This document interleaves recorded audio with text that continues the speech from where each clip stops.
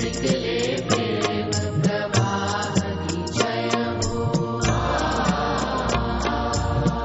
गुरुदेवों की अमर शक्ति से निकले प्रेम प्रवाह की जय हो।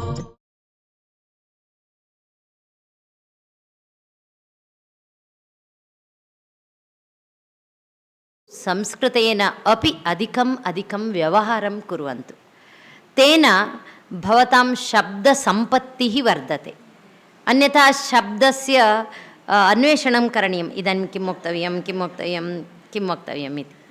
अन्यथा अत्र संस्कृतभाषायाः सम्भाषणे अन्या गतिः नास्ति, निरन्तरं सम्भाषणमेव कर्तव्यम्, अन्या गतिः एव नास्ति। कथं शब्दसम्पत्तिः वर्धनीया? केवलम् अहं पठामि पाठयामि तेनापि न भवति, कदाचित् पाठनेन भवति, निरन्तरता अस्ति चेत्।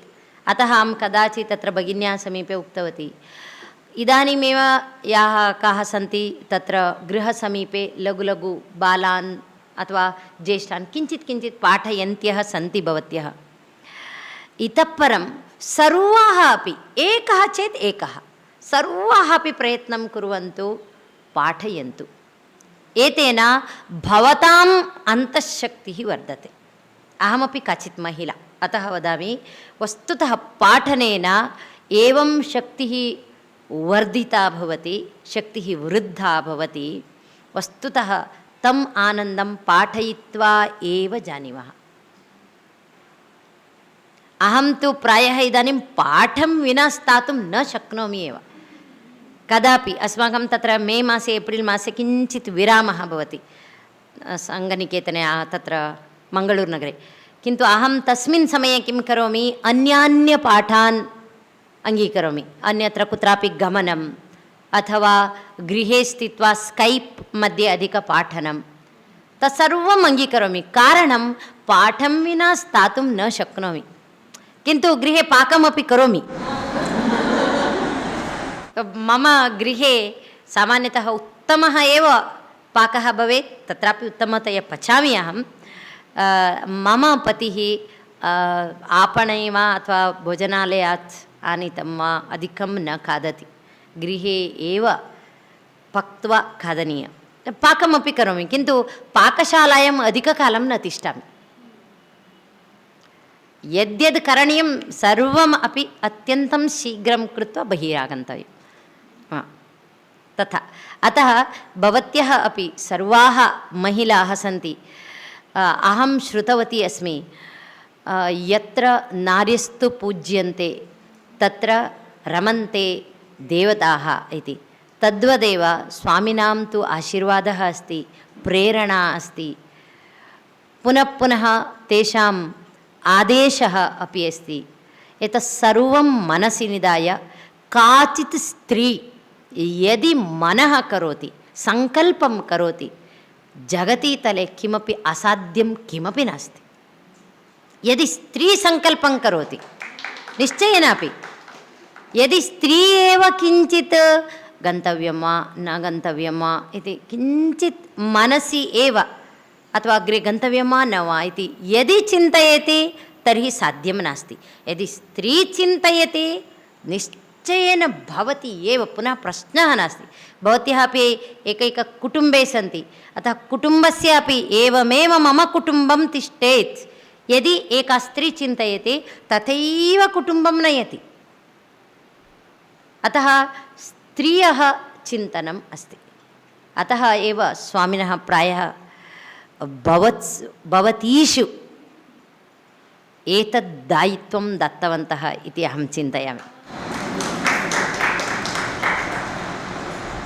पश्यन्तु, भवत्यः शक्तिः अस्ति वा न वा तद्भिन्नम्। एकवारं विचारः क्रियते चेत् स्वयमेव अग्रे गच्छति। एवं वर्गः करणीयः इति पूर्वचिन्तना, एवं तत्र षण्मासात् पूर्वं चिन्तितं, एकवर्षात् पूर्वं चिन्तितं किमपि नास्ति। मठे पाठयन्तः आस्म वयं, तदा स्वामिभिः तत्र किञ्चित् कार्यकर्त्री गत्वा पृष्टवती, एतादृशवर्गं यदि कार्ला मध्ये कुर्मः तर्हि सम्यक् भवेत् वा इति। कार्यालयमध्ये कुर्वन्ति चेत् वयम् आगच्छामः इति अस्माभिः उक्तं तत्र। तावदेव स्वामिभिः अनुक्षणम् आदेशः दत्तः क्रियतां, तत्रापि वर्गः क्रियतां, सर्वेषाम् आनुकूल्यं यथा स्यात् तथा। नाम अहर्निशम् एतदेव मनसि चिन्तनं भवेत्। इदानीम् अहम् एकैकस्तोत्रपठनसमयेपि अहम् अनुभवामि भवतां श्रद्धां, भक्तिम्, एकैकमपि। संस्कृतं ज्ञात्वा ज्ञात्वा यदा पठन्ति भवतां शक्तिः अपि अधिका भवति। अन्यथा तत्र किम् अनुवादं पठन्ति तावदेव। अतः मम तु बहु सन्तोषः अस्ति, यत् किमपि भवतु अतीव सन्तुष्टा अस्मि। अहम् एतं विचारं सर्वत्र वदामि। पूर्वम् अहम् उक्तवती आसं तत्र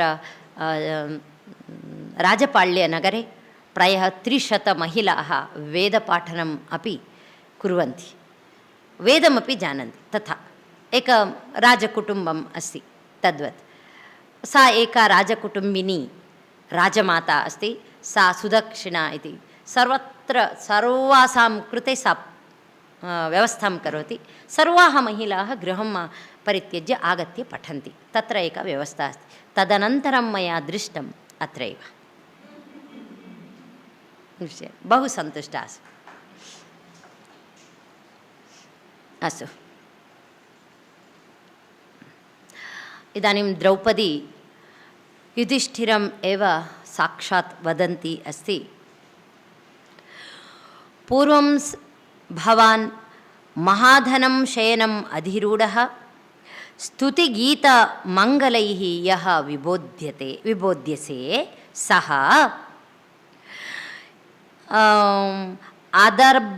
अदभ्रदर्भाम् स्थलीम् अधिशय्य अशिवैः शिवारुतैः निद्रामेव जहासि।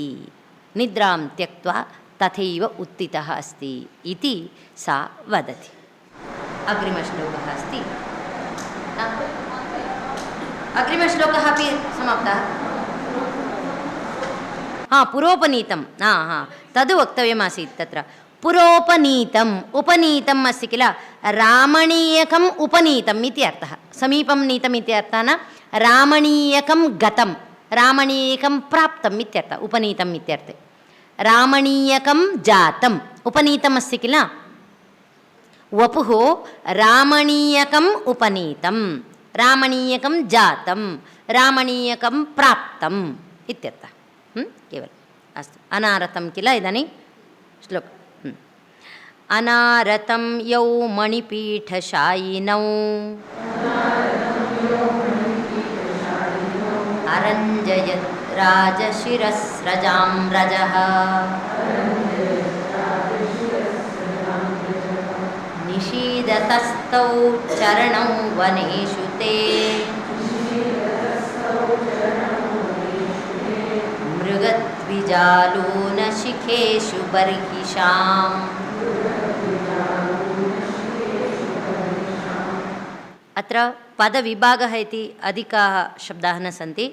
अनारतं यौ मणिपीठशायिनौ अरञ्जयत् राजशिरस्रजां रजः निषीदतः तौ चरणौ वनेषु ते मृगद्विजालूनशिखेषु बर्हिषाम्।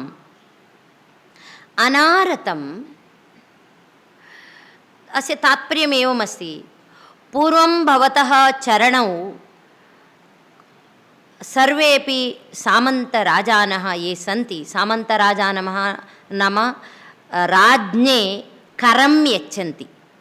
एकः राजा भवति चेत्, इदानीं युधिष्ठिरः राजा भवति चेत् अन्ये राजानः कररूपेण तत्र सम्पत्तिं यच्छन्ति स्म। ते सर्वेपि सामन्तराजानः इति उच्यन्ते। अतः अनारतं यौ तव चरणौ स्तः, तव चरणौ पादौ पादौ सर्वदा अपि अन्ये राजानः आगत्य आगत्य नमस्कारं कुर्वन्ति स्म। अतः नमस्कारकरणसमये मणिपीठशायिनौ तौ चरणौ। भवान् एवम् उपविशति, यदा भवतः चरणौ स्तः तदा मणिपीठशायिनौ, मणिपीठे तस्य यथा शयनं भवति तद्वत् तादृशचरणौ आस्ताम्। इत्युक्ते सर्वेपि राजानः भवतः समीपम् आगत्य आगत्य नमस्कारं कुर्वन्ति। तेषां किरीटेषु विद्यमानः रजः धूलिः अत्र पतति, भवतः चरणे पतति स्म। किन्तु इदानीं भवान् कथम् अस्ति इति चेत् भवान् इदानीम् अत्र दर्भाः सन्ति। दर्भां मृगाः खादन्ति, मृगाः हरिणाः खादन्ति। खादनसमये तद् अर्धं गच्छति, केवलम् अर्धम्, अग्रभागं केवलं खादन्ति। एवमेव द्विजाः सन्ति, तेषां यागयज्ञादिकरणार्थं ते तत्र दर्भान् चित्वा चित्वा खण्डनं कृत्वा नयन्ति स्म। इदानीम् अतः अर्धं तत्र गतम् अस्ति। तत्र किञ्चित् तीक्ष्णं भवति तद्, यदा अर्धं कर्तयति तीक्ष्णं भवति। तस्य उपरि पादं यदा स्थापयति किञ्चित् वेदना इव भवति। पादरक्षया तु न चलति तत्र, अतः पादस्थापनसमये तत्र भवान् तस्य उपरि यदा चलति तदा केवलं दर्भाणाम् उपरि चलति। पूर्वं तादृशौ पादौ आस्ताम्, इदानीं भवान् स्वयम् अत्र सञ्चारं कुर्वन्नस्ति, इदानीम् एवमस्ति इति सा द्रौपदी वदति। अनारतं प्रथमशब्दः तत्र अन्वयक्रमे अनारतं यौ मणिपीठशायिनौ चरणौ। यौ चरणौ स्तः, भवतः चरणौ पादौ, यौ चरणौ मणिपीठशायिनौ, मणिपीठे अत्र स्थापयति, तादृश मणिपीठे शयनं कुरुतः इव। अनारतं सदा सदा, अनवरतम् अनारतं निरतं। मणिपीठशायिनौ यौ चरणौ राजशिरस्रजां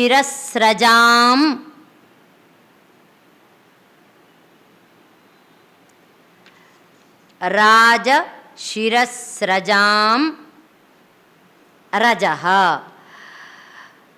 राजानः ये सन्ति ते किरीटं धरन्ति स्म किल, अतः राजशिरा, शिरा नाम मस्तकं, राजशिरस्रजां, स्रक् माला, माला इत्युक्ते किरीटेषु अत्र मालाम् अपि ते अलङ्काररूपेण धरन्ति स्म। यदा एवं नमस्कारं कुर्वन्ति, शिरस्रजां, षष्ठीविभक्ति बहुवचनं, शिरस्रजां रजः, रजः धूलिः। अन्येषां राजानाम्, अन्येषां राज्ञां किरीटे विद्यमानानां मालानां रजः धूलिः यत्र पतति, रजः यौ चरणौ अरञ्जयत्, यौ चरणौ अरञ्जयत्, शोभते स्म, अरञ्जयत्। तौ चरणौ इदानीं,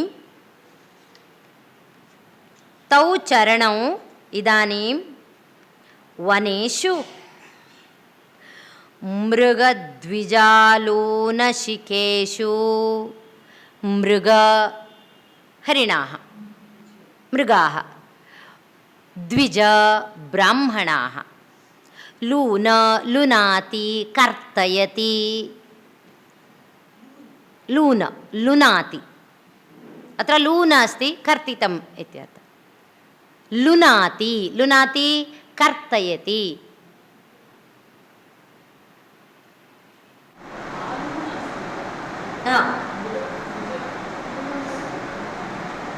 मृगद्विजालून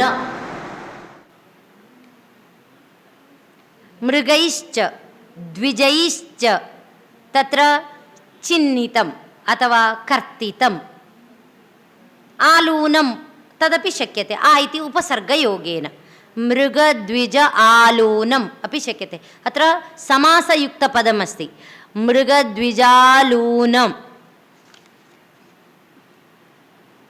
लूनेषु वनेषु वनेषु न वा अतः मृगद्विजालूनेषु शिखेषु शिखेषु समीचीनं शिखम् अग्रभागम् अग्रभागम्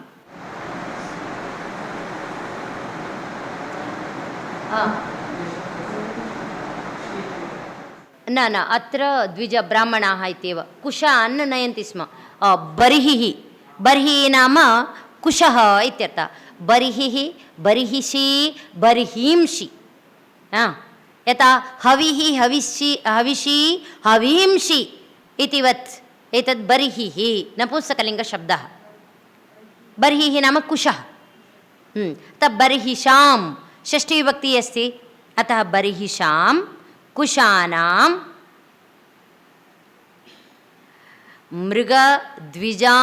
मृगद्विजालूनशिखेषु मृगालूनशिखेषु वनेषु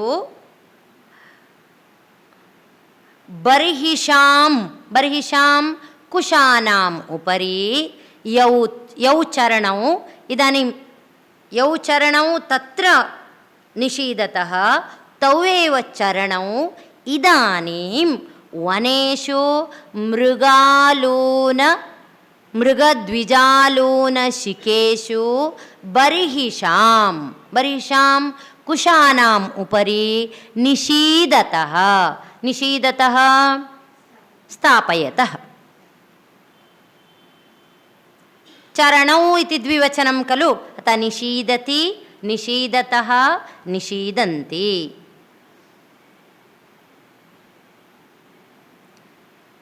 यत्र मणिपीठे पूर्वं विश्रान्तिं करोति स्म इदानीं वने अत्र बर्हिषाम् उपरि कुशानाम् उपरि पादौ संस्थापयन् एवं विश्रामं करोति भवान् इति तात्पर्येण एवं वदति द्रौपदी निषीदतः स्थापयतः तव चरणौ निषीदतः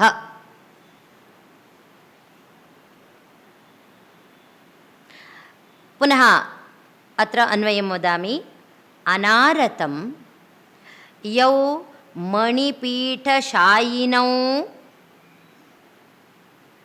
चरणौ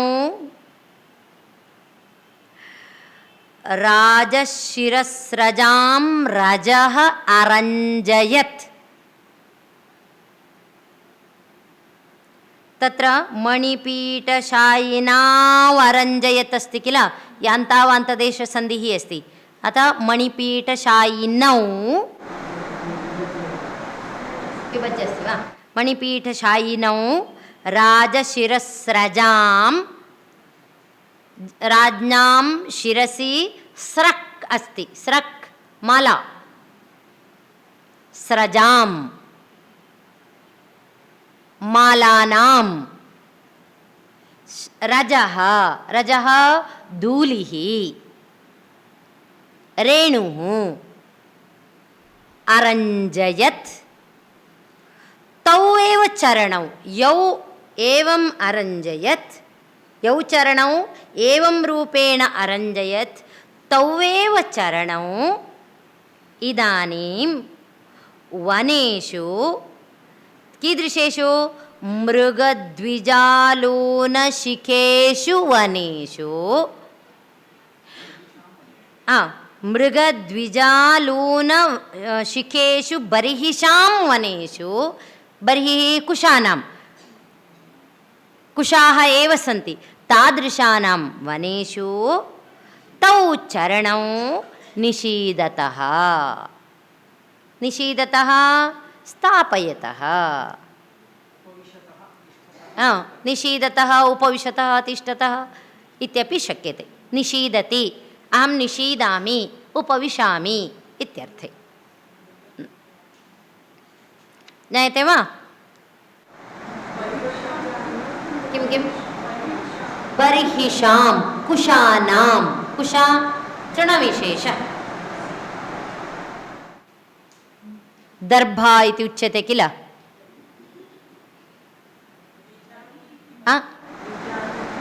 किं किं? मृग द्विजालून, मृगाः द्विजाः नाम ब्राह्मणाः, ब्राह्मणाः पूजार्थं कुशान् नयन्ति स्म, दर्भान् नयन्ति स्म, अतः कर्तयित्वा नयन्ति किल, पूर्णम् एवं न नयन्ति, कर्तयित्वा अग्रभागं कर्तयित्वा नयन्ति। एवमेव एते मृगाः अपि अत्यन्तं पल्लवितं किञ्चित् अङ्कुरं यद् बहिः आगच्छति मृदु आलून, लून, लुनाति नाम कर्तयति इत्यर्थः। आलून चिह्नितं, चिह्नम् आलूनं तप्रत्यय, आलून शिखेषु, शिखा नाम अग्रभागः, शिखेषु बर्हिषां वनेषु तौ चरणौ निषीदतः।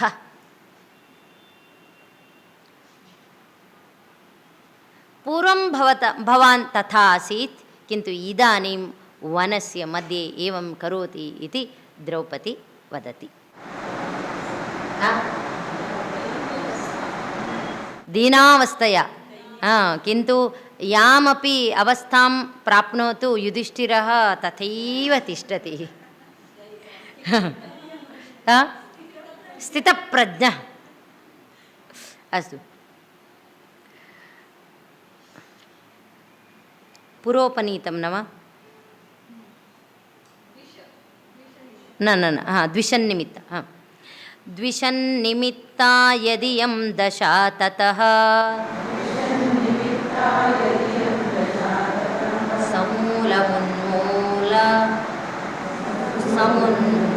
समूलमुन्मूलयतीव मे मनः।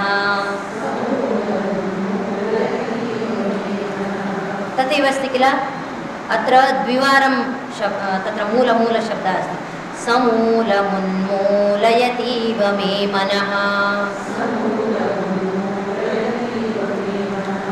परैरपर्यासितवीर्यसम्पदाम्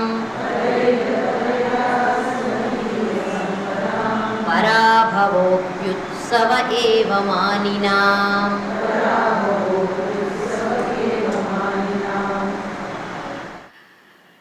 एषा दशा अवस्था या अस्ति, युधिष्ठिरेण या अवस्था प्राप्ता अस्ति, एषा अवस्था वस्तुतः कथम् आगता इति चेत् द्विषन्निमित्ता,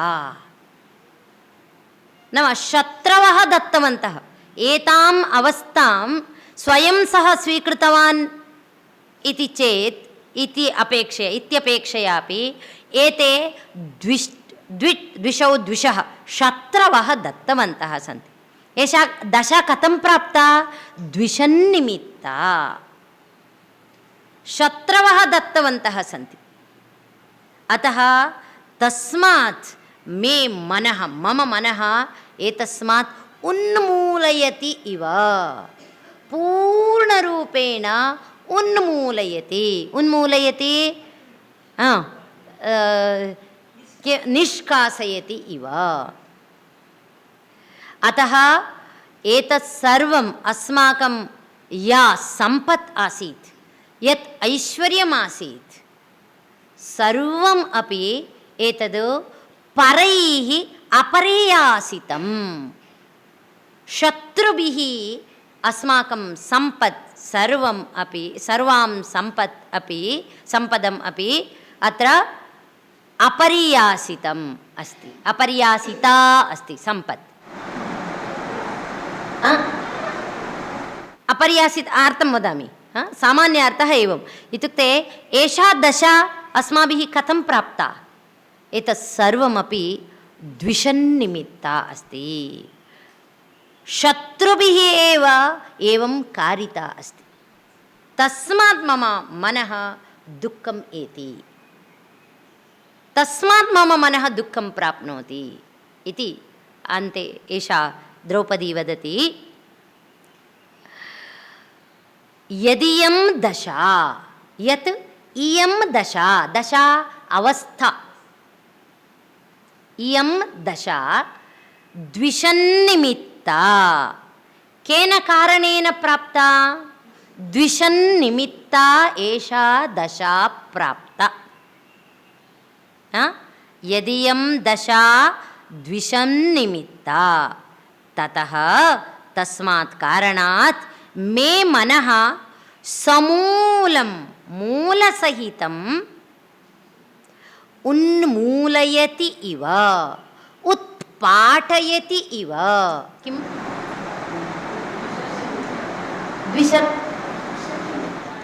द्विषन्निमित्ता, द्विषौ द्विषः, द्विष नाम शत्रुः इत्यर्थः, शत्रुनिमित्तेन प्राप्ता इयं दशा।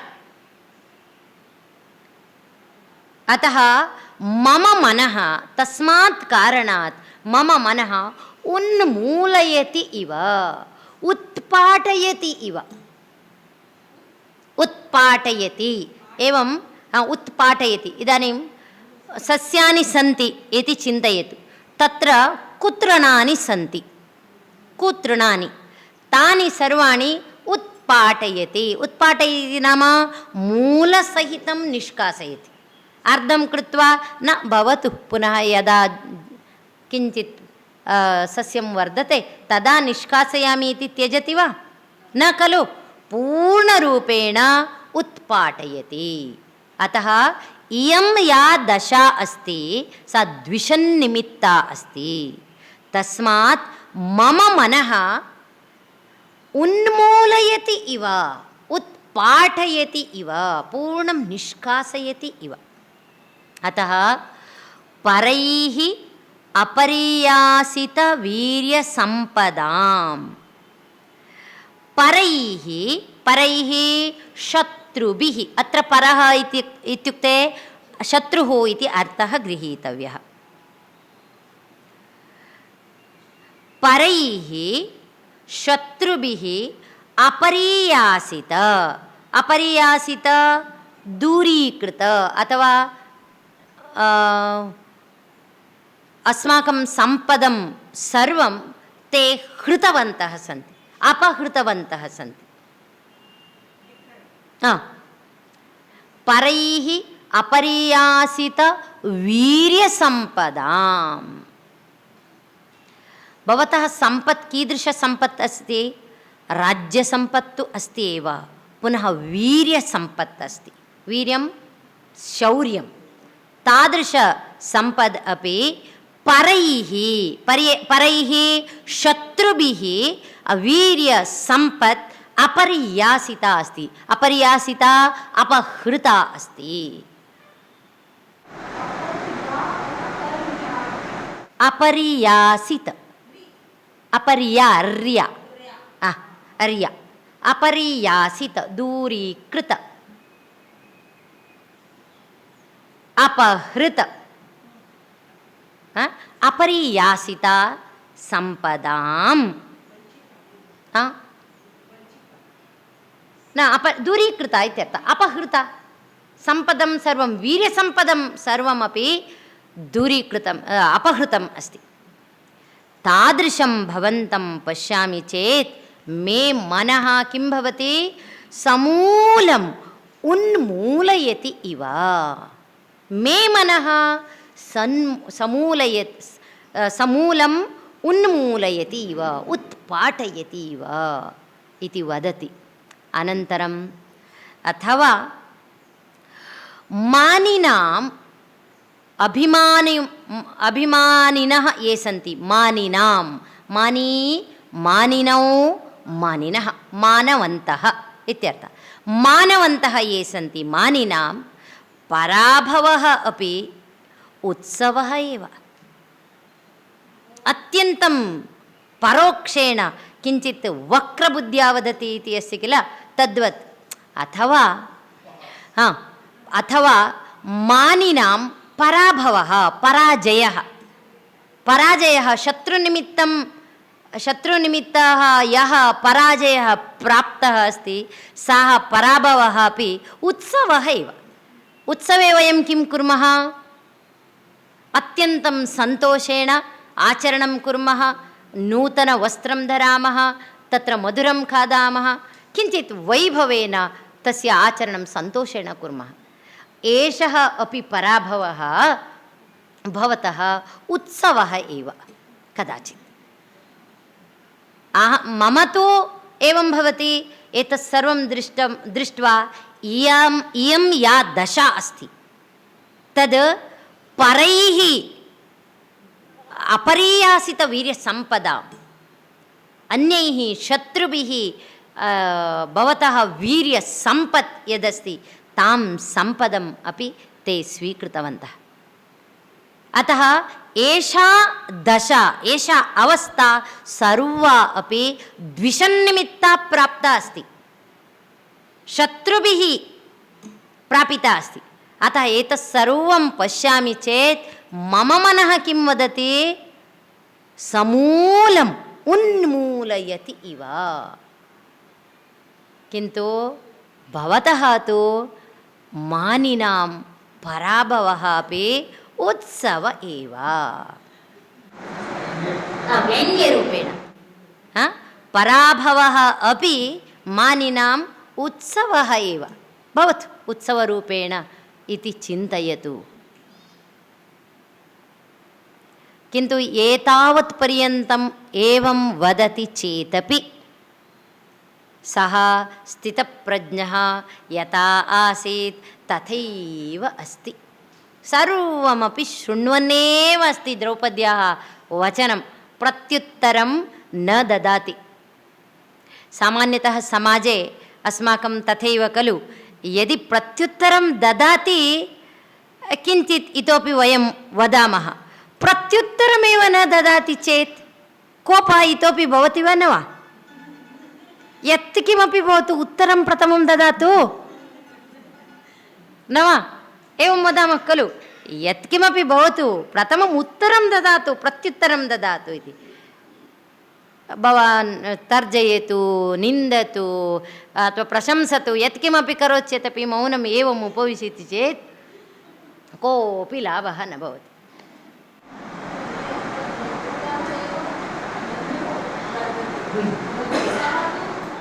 सः तु एवमेव उपविशति अनन्तरम् अपि न त्यजति एतत् सर्वं भीमः शृण्वन्नस्ति भीमः इदानीम् उत्तिष्ठति किं चिन्तितवान् भवान् तस्याः कथनम् एका स्त्री वदति इति चिन्तयति वा तस्याः वचनं कीदृशमस्ति इति भीमः पुनः पुनः चोदयति यदा भीमः कुपितः भवति युधिष्ठिरस्य इदानीं भयम् आरब्धं यतः भीमः कुपितः भवति चेत् साक्षात् गच्छति एव पुनः द्रौपद्याः अपि भीमे अत्यन्तं प्रीतिः विश्वासः स्नेहः यथा भीमं वदति चेत् पुनः कार्यं सिद्ध्यति एव इति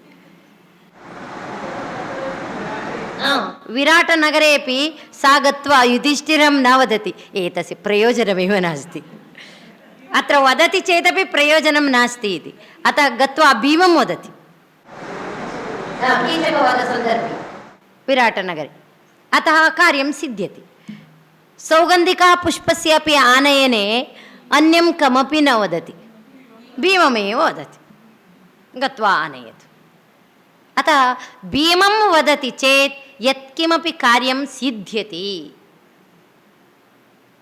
तस्मादेव सा ते तत्र महाभारते वयं पश्यामः तत्र कथासु ज्ञायते तस्मात् एव सा विशेषतया तत्र केशस्य वेणीबन्धनमेव न करोति, न मम एवमेव स्थितिः भवतु। पुनः पुनः दृष्ट्वा तेषां मनसि अपि ओ एषा वेणीबन्धनमेव न कृतवती इति प्रतिज्ञायाः स्मरणं भवति खलु। तस्मात् सा द्रौपदी वेणीबन्धनमेव न करोति तावत्पर्यन्तमपि। वेणीसंहारनाटके भीमस्य बहु उत्तमवर्णनम् अस्ति। मुक्तकेशाः यस्याः द्रौपद्याः अस्ति तस्य वेणीसंहारं करोति। तत्र याः केशाः मुक्ताः आसन् दुर्योधनस्य वधेन सः वेणीसंहारं करोति। दुःशासनस्य वधम् अपि करोति, दुर्योधनस्य दुःशासनस्य रुधिरेण सः केशबन्धनं करोति तत्र। तथा बहु उत्तमनाटकम्। अस्तु अग्रे गच्छामः। यासितम् अप इति उपसर्गः, अपर्यासितं परैः अपरियासितं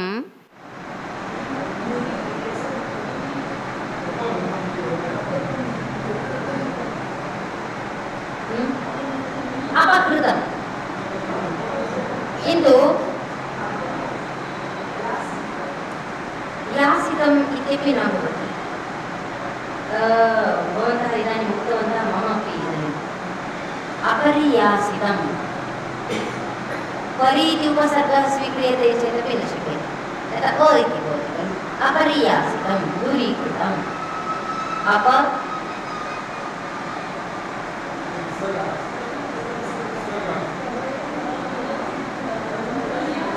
अहं दृष्ट्वा वदामि। अत्र वस्तुतः एतद् नास्ति। अत्र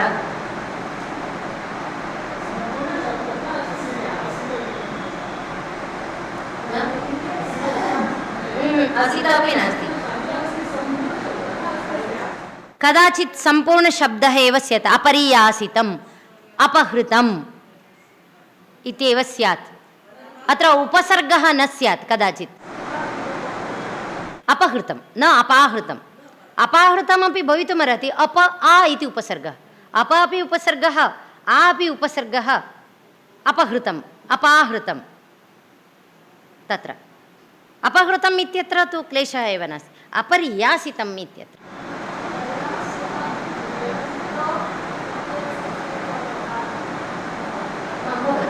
किन्तु यास् धातुः भवति।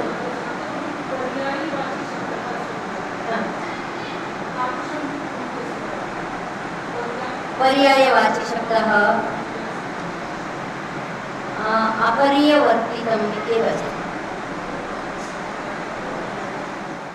अपरियवर्तितं दृष्ट्वा वदामि। यदि कोशं दृष्ट्वा पश्यामि, यदि शक्यते प्रयत्नं करोमि। अपरियासितम्, अपरियासितं नाम शत्रुभिः वीर्यसम्पदम्, एतद् अपरियासितं। वीर्यसम्पदः, वीर्यसम्पत् अपरियासिता अस्ति। वीर्यसम्पत् अपरियासिता अस्ति। अस्तु, इदानीं पुनः अन्वयः वक्तव्यः अथवा अग्रे गच्छामः? अग्रे, अस्तु। न अभवत्, अस्तु। यद् इयं दशा द्विषन्निमित्ता, इयं दशा यत् द्विषन्निमित्ता इयं दशा, इयं दशा अतः, अतः इति नास्ति तत्र, ततः इति अस्ति। ततः मे मनः समूलम् उन्मूलयति इव।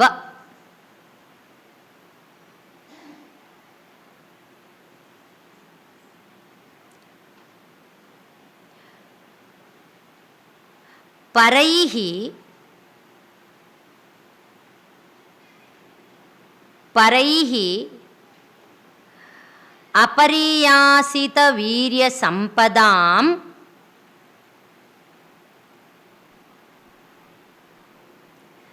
परैः अपरियासितवीर्यसम्पदां मानिनां पराभवः अपि उत्सवः एव। शत्रुभिः येषां वीर्यसम्पत् अपरियासिता अस्ति तादृशमानिनां, तत्र षष्ठीबहुवचनमस्ति किल, सम्पदां मानिनां पराभवः अपि उत्सवः एव। तादृशमानिनां कृते पराभवः पराजयः अपि उत्सवः एव इति तस्याः मतिः आसीत्, तथा सा उक्तवती। पुरस्सराधामवतां यशोधनाः नास्ति वा तद्? ओहो, अत्र केचन श्लोकाः परित्यक्ताः। अस्तु,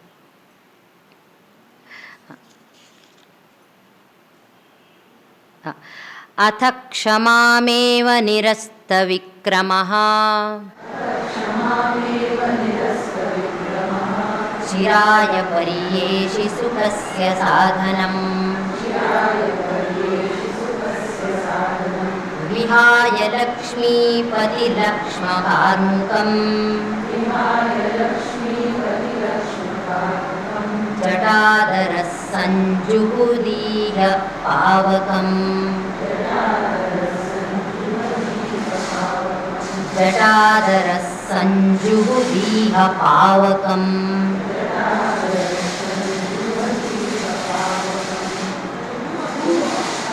सञ्जुहुदी इह, अत्र किमस्ति? जुह अस्ति किल, जुहु, जुहुदी इह सञ्जुहुदी जहुदी, अत्र सन्धिः भवति, अतः जुहुदी ह्रस्व जुहुदीह जुहुदीह पावकम्। सा अति तात्पर्यं वदामि। एतावत् पर्यन्तम् उक्त्वा द्रौपदी वदति, अस्तु यदि क्षमा एव साधनम् इति चिन्तयति, अस्तु नाम क्षत्रियस्य चिह्नं किम् अस्ति? कार्मुकम् अस्ति, धनुः अस्ति। क्षत्रियस्य चिह्नं कार्मुकं, धनुः अस्ति। अतः क्षत्रियचिह्नं कार्मुकम् अत्रैव त्यजतु। यदि क्षमामेव इच्छति, क्षमा एव साधनम् इति यदि इच्छति, तर्हि कार्मुकं त्यजतु। अत्रैव जटाधारी सन् शान्तिः एव साधनम् इति इच्छति चेत् जटाधारी सन् होमं कुर्वन् अत्रैव तिष्ठतु। कार्मुकं त्यजतु, कार्मुकं धनुः, धनुः। यदि क्षत्रियस्य चिह्नम् अस्ति धनुः खलु, अतः धनुः भवेदेव, धनुर्धारी इति उच्यते। यदि भवतः तदपि इच्छा नास्ति, क्षमा एव सर्वामपि अहं किं क्षमां करोमि इति यदि चिन्तयति, तर्हि भवान् अत्रैव तिष्ठतु, किन्तु धनुः त्यजतु। जटाधारी सन् पावकम् अग्निकार्यं कुर्वन् अत्र तिष्ठतु। यथा ऋषिः तिष्ठति तद्वत् अत्र तिष्ठतु, पर्याप्तम् इति तदपि अत्यन्तं व्यङ्ग्येन वदति। अथ क्षमाम् एव निरस्तविक्रमः चिराय पर्येषि सुखस्य साधनं विहाय लक्ष्मीपतिलक्ष्म कार्मुकं जटाधरः सञ्जुहुधि, क्रियापदं सञ्जुहुधि इह पावकम्। अथ निरस्तविक्रमः, निरस्तविक्रमः गतविक्रमः, तस्य पराक्रमः इदानीं गतः अस्ति। गतविक्रमः निरस्तविक्रमः नाम पराक्रमः नास्ति इत्यर्थः, बीरुः इत्यर्थः। अथ निरस्तविक्रमः चिराय चिरकालं चिराय अस्ति खलु तत्र निरस्तविक्रमः चिराय सन्धिः अस्ति अतः निरस्तविक्रमः चिराय बहुकालं यावत् चिरकालेन अपि क्षमामेव सुखस्य साधनम् इति पर्येषि क्षमामेव सुखस्य साधनम् पर्येषि जानासि अथवा अवगच्छसि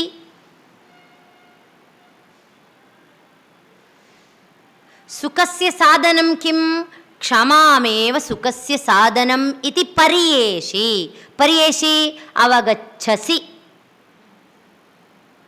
मध्यमपुरुष एकवचन पर्येषि त्वं पर्येषि इत्यर्थः यदि सुखस्य साधनं किं क्षमा इति चिन्तयसि इति जानासि अर्थः भवति वा अथ निरस्तविक्रमः चिराय सुखस्य साधनं क्षमामेव पर्येषि अथवा क्षमामेव सुखस्य साधनं पर्येषि अवगच्छसि तर्हि किं करोतु लक्ष्मीपतिलक्ष्म कार्मुकं विहाय लक्ष्मीपति लक्ष्म्याः पतिः भूपतिः राजा लक्ष्मीपति राज्यलक्ष्म्याः पति खलु भूपतिः लक्ष्मीपति लक्ष्म चिह्नं लक्ष्म चिह्नं चिह्नं सिंबल लक्ष्मीपति चिह्न लक्ष्मीपति लक्ष्म लक्ष्म किं लक्ष्म लक्ष्म इत्यर्थः लक्ष्म नाम चर्मायतन पुस्तकलिङ्गे अस्ति लक्ष्म लक्ष्मन् नकारान्त शब्द अतः लक्ष्म कार्मुकम् अस्ति कार्मुकं धनुः कार्मुकं विहाय कार्मुकं त्यक्त्वा विहाय ल्यबन्तरूपं लक्ष्मीपति लक्ष्म कार्मुकं विहाय त्यक्त्वा जटाधरः जटाधारी सन् जटाधरः जटां धरति इति तापसः जटाधरः तापसः सन् पावकम् इह संजुहुधि पावकम् अग्निकार्यं पावकः नाम अग्निः पावकम् इह इह अत्र संजुहुधि संजुहुधि होमकार्यं कुरु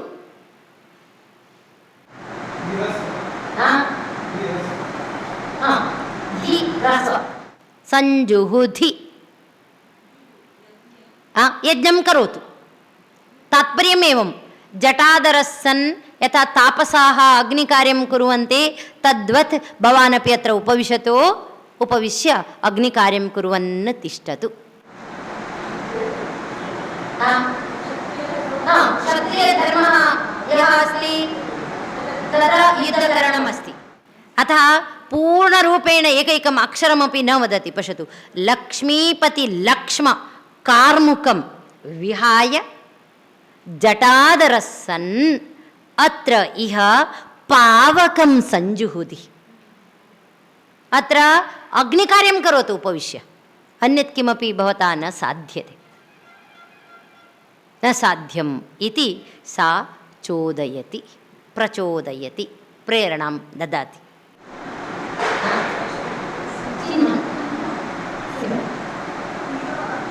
अत्र इह अव्ययम् इह अत्र इह आगच्छ इह उपविश वयं सामान्यप्रयोगेपि उपयोक्तुम् अर्हामः प्रयोगः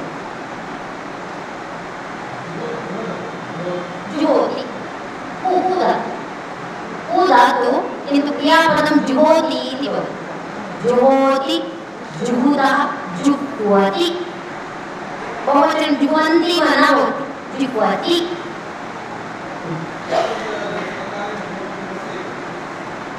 जुहुति, लोट् लट् नास्ति। जुहुधि सम् इति उपसर्गः, अतः सञ्जुहुधि।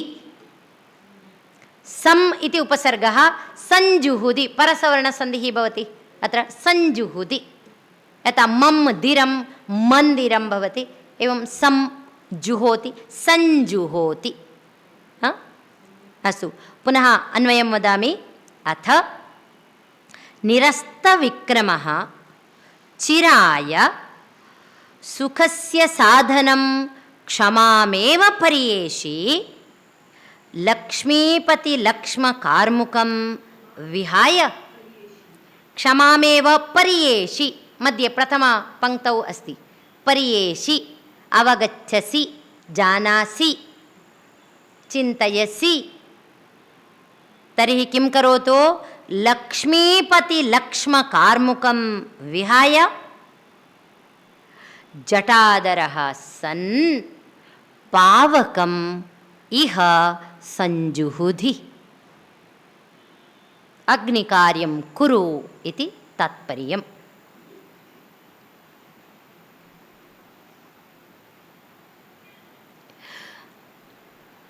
अग्रे गच्छामः।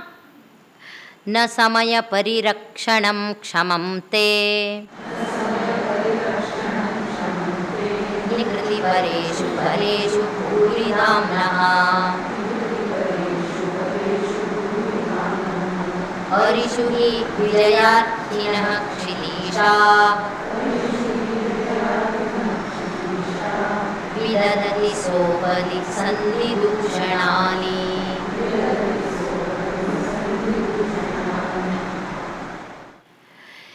समयपरिरक्षणम् इति चिन्तयन् अस्ति खलु, तस्यापि एकः कालः भवति। चिन्तां न कुर्वन्तु। वयं तु 14 वर्षाणि यावत् अत्र वनवासं कृत्वा अनन्तरं सावधानं तत्र यदि हस्तिनापुरं गच्छामः तर्हि सः दुर्योधनः आगतवान् वा? युधिष्ठिरः आगच्छतु, उपविशतु, भवते एव स्थानं रक्षितमस्ति इति ददाति इति चिन्तनं न करोतु। यदि विजयम् इच्छन्ति, विजयार्थिनः ये सन्ति, ते अन्येन व्याजेन वा अन्य व्याजं कृत्वा वा ते सन्धिदूषणानि कुर्वन्ति, सन्धिं विघटयन्ति। अतः समयपरिरक्षणमेव मम क्षमता इति न चिन्तयतु। यदि विजयार्थिनः सन्ति ते एवं चिन्तयन्ति। भवान् कथं चिन्तयति अहं न जानामि, किन्तु विजयार्थिनः ये सन्ति ते एवं चिन्तयन्ति। एवं किं चिन्तयन्ति? सन्धिदूषणानि कुरुते, सन्धिं विघटयितुं प्रयत्नं कुर्वन्ति। सन्धिः कः अस्ति? 14 वर्षपर्यन्तं भवन्तः दृष्टिगोचराः न भवेयुः। यदि दृष्टिगोचराः भवन्ति पुनः अपि 14 वर्षाणि वनवासार्थं गच्छेयुः इति अस्ति खलु। अतः तथा सन्धिं कृतवन्तः आसन् दुर्योधनादयः। किन्तु विजयार्थिनः ये सन्ति ते सन्धिं विघटयितुमेव प्रयत्नं कुर्वन्ति। किं कुर्वन्ति? मध्ये युद्धार्थं गच्छन्ति एव, युद्धं कुर्वन्ति इति तात्पर्यम्। इति सा परोक्षरूपेण तं युधिष्ठिरं वदति, चोदयति, प्रचोदयति। न समयपरिरक्षणं क्षमं ते निकृतिपरेषु परेषु भूरिधाम्नः हरिषु हि विजयार्थिनः क्षितीशाः विदधति सोपदि सन्धिदूषणानि। परेषु शत्रुषु, तत्रापि कीदृशशत्रवः ते? निकृतिपराः। निकृतिपरेषु, निकृतिपरेषु इत्युक्ते कः इत्यर्थः इत्युक्ते अत्यन्तं ते किं वदति निकृतिपराः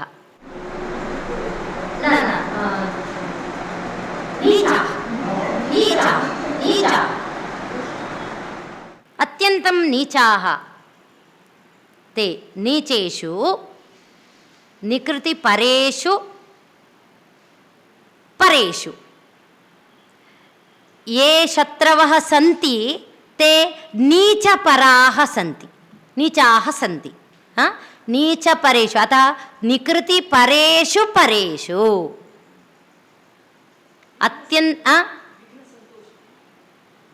विघ्नसन्तोषिणः अपि शक्यते नीचाः इत्यर्थः अवमाननमेव कुर्वन्ति ते अतः निकृतिपरेषु परेषु परेषु शत्रुषु भूरिधाम्नः भूरिधाम्नः धाम ओजः ओजः ओजस् तेजस् इति उच्यते किल अतः भूरिधाम्नः महौजाः महातेजस्विनः महौजसः भूरिधाम्नः अस्ति किल महौजसः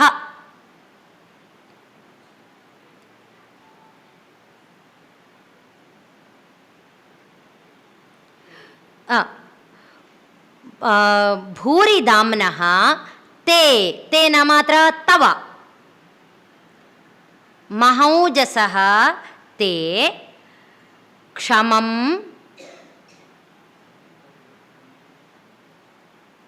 ते क्षमं तत्रापि किं करणं समयपरिरक्षणं क्षमम्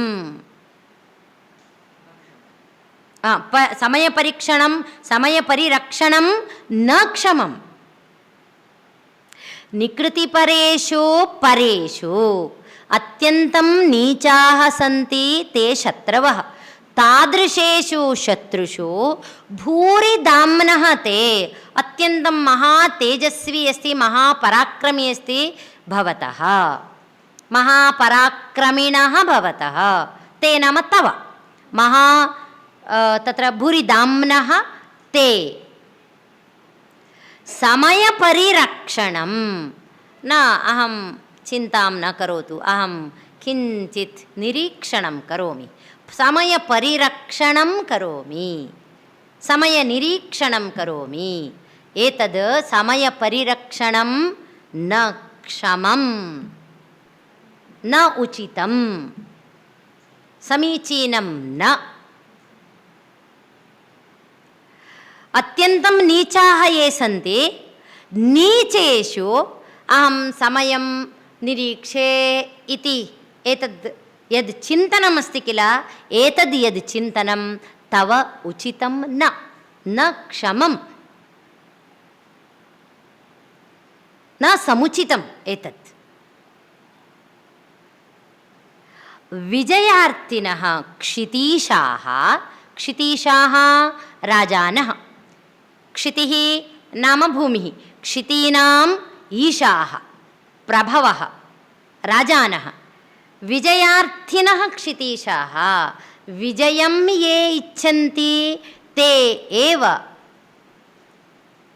विजयार्थिनः विजयम् अर्थयन्ते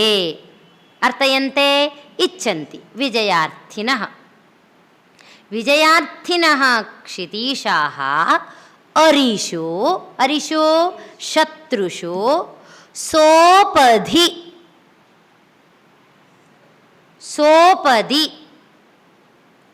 सकपटं वा सोपधि नाम सकपटं वा कपटं नाम वञ्चनापूर्वकं सकपटं सोपधि उद्देशपूर्वकं वा सन्धिदूषणानि विदधति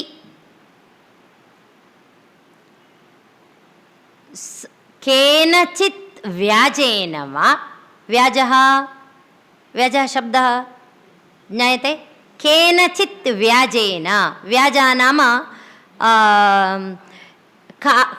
केनचित् हेतुना केनचित् निमित्तं केनचित् निमित्तेन वा व्याजेन भाषया अत्र कन्नडभाषायां नेप इति उच्यते केनचित् हेतुना कारणेन अपि शक्यते केनचित्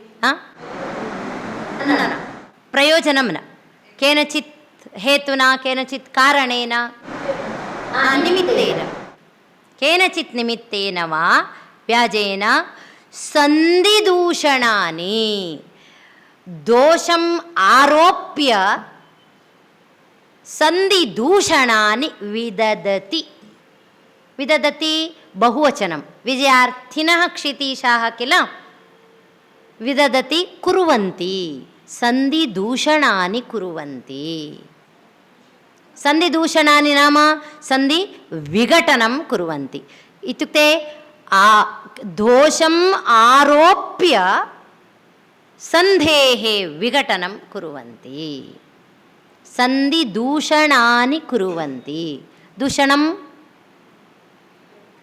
ब्रेक् केवलं दूषणम् इत्युक्ते ब्रेक् न सन्धिदूषणं दोषारोपं कृत्वा सन्धेः विघटनं कुर्वन्ति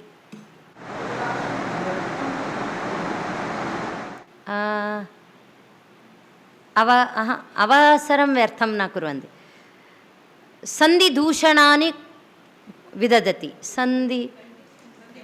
सन्धिभङ्गं कुर्वन्ति ब्रेक् एव सन्धिविघटनं सन्धिभङ्गमेव कुर्वन्ति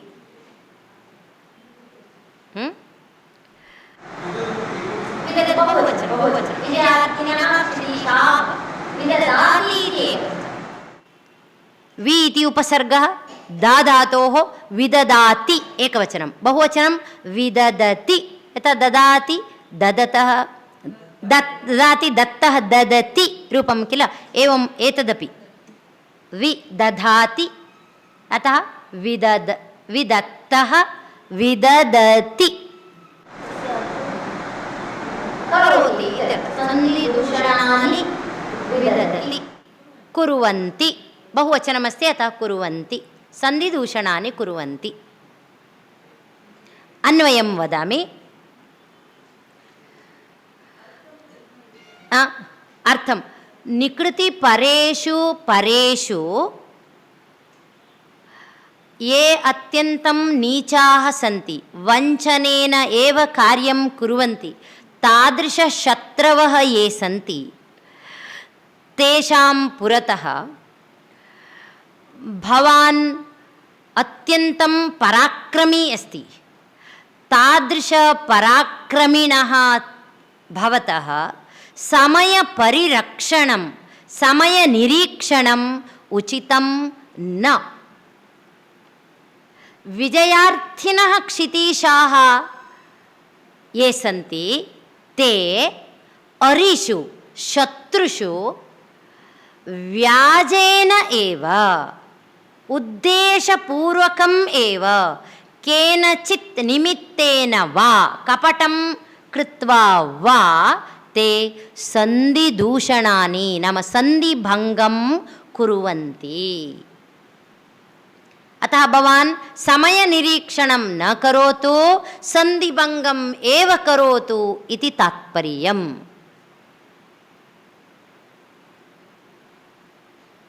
अन्वयं वदामि इदानीं निकृति परेषु परेषु भूरिधाम्नः ते तत्र विशेषणं भूरिधाम्नः ते धाम धामनी धामानि नाम नामनि इतिवत् नपुंसकलिङ्गम् अत्र षष्ठी भूरिधाम्नः ते तव समयपरिरक्षणं क्षमं न हि नाम अत्र यतः विजयार्थिनः क्षितीशाः अरिषु सोपदी सोपदी निमित्तपूर्वकं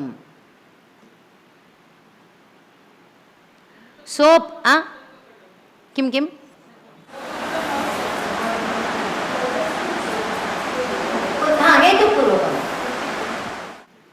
सोपदि सकपटं वा इति अर्थं ददाति. अत्र कपटपूर्वकं वा वञ्चनापूर्वकं वा,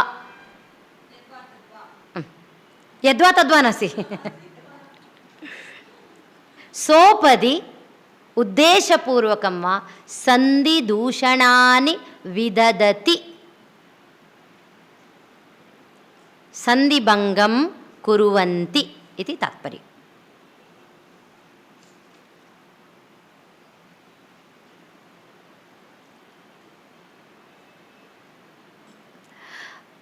प्रतिसर्गम् अत्र पूर्वमेव उक्तम्. अत्र किरातार्जुनीये 18 सर्गाः सन्ति. सामान्यतः महाकाव्यलक्षणम् एवं भवति. प्रतिसर्गम् अन्ते यः श्लोकः भवति भिन्नछन्दसा भवेत्. सर्वे श्लोकाः एकेन छन्दसा तत्र रचिताः भवन्ति. किन्तु सर्गस्य अन्ते यः श्लोकः अस्ति सः श्लोकः भिन्नछन्दसा भवेत् इति नियमः अस्ति. तस्मात् अत्र इदानीम् अस्मिन्